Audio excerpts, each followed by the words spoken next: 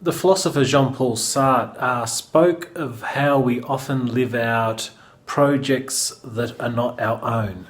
So we live out a life project that may be our society's or our parents', and certainly not one that we've consciously chosen. So, one of our parents had a certain dream for themselves, and they tried to have us live that out.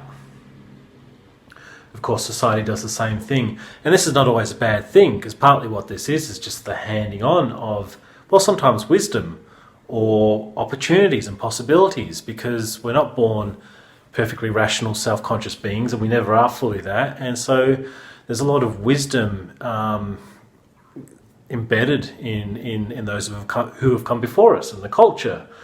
And so it's not simply a bad thing, but the trouble is when the project you've been handed is not yours in terms of your own nature, in terms of your own desires. It actually conflicts with you in some way. So you're living out a project that really doesn't work for you. That's the big way in which it's a problem. It's important to live consciously and to be self-aware, but I think we shouldn't I think we can overdo that, at least in our striving for it. We never really achieve it, but we can be obsessed with trying to achieve it, whereas the good life is a mixture of self-consciousness and self-awareness and a fact that we're ignorant in many ways. And the question isn't, are we original, but rather, is this good? Is this good for me? Is this, am I living a good life? I'm happy, it's blowing my hair back, I'm finding joy. I am having a worthwhile degree of self-consciousness and so on. So, we want to come to a point of self-examination and self-awareness so we can ask, is the life I'm living, is the project that I'm living out one that really makes me alive, that actually makes me happy? Is it one I would choose? And so it was handed to me, but maybe it is one I would also choose, so great. Or it's been handed to me and on reflection, it's not one that I want to choose, I want a different path. So I'm not going to wait till I'm 40 or 60 and fall into a crisis and a profound depression, a suicidal depression, because I've been living a life that I hate.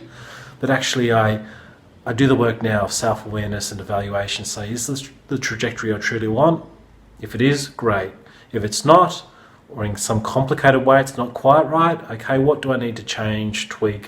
What do I need to consider and think about, and what choices might I need to make over time?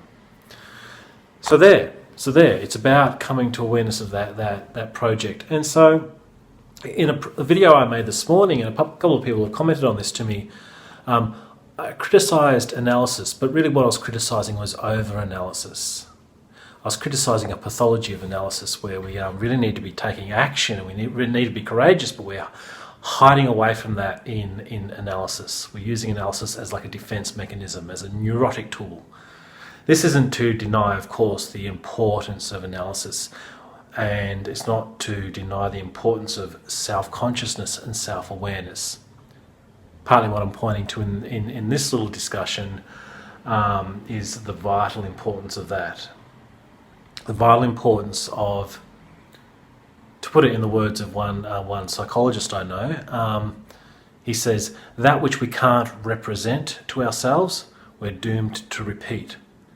So the importance of coming to awareness of the projects we're living out, the patterns we're living out that have been hitherto unconscious in us, we've not been aware of them, coming into consciousness of them, and then we can make choices about what patterns I want to continue and what patterns I don't want to continue.